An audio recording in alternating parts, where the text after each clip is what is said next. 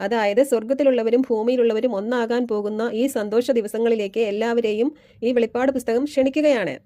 ദൈവത്തിൻ്റെ പുസ്തകത്തിൻ്റെയും മനുഷ്യ ചരിത്രത്തിൻ്റെയും ക്ലൈമാക്സ് രംഗങ്ങളാണിത്. അതിനുശേഷം ഏറ്റവും അവസാനം ഈ പുസ്തകത്തിൻ്റെ പ്രാധാന്യം ഒരിക്കൽ കൂടി ഓർമ്മിപ്പിക്കുകയാണ്.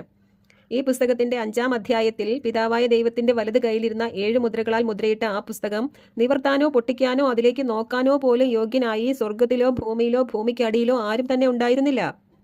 കൊല്ലപ്പെട്ട കുഞ്ഞാടിന് മാത്രമേ അതിന് യോഗ്യതയുള്ളൂ എന്ന് പറഞ്ഞ് അതീവ ഗൗരവത്തോടെ കുഞ്ഞാട് ഏറ്റുവാങ്ങിയ ആ പുസ്തകമാണ് ഇപ്പോൾ അതിലെ എല്ലാ മുദ്രകളും പൊട്ടിച്ച് അതിലെ കാര്യങ്ങളെല്ലാം വിവരിച്ചെഴുതി നമ്മുടെ കൈകളിൽ തന്നിരിക്കുന്നത്. അപ്പോൾ കുഞ്ഞാടിനല്ലാതെ മറ്റാർക്കും നോക്കാൻ പോലും യോഗ്യതയില്ലാത്ത ആ പുസ്തകമാണ് ഇപ്പോൾ തുറന്ന് നമ്മുടെ കൈകളിൽ ഏൽപ്പിച്ചിരിക്കുന്നത് എന്ന് നമുക്ക് ഓർമ്മ വേണം.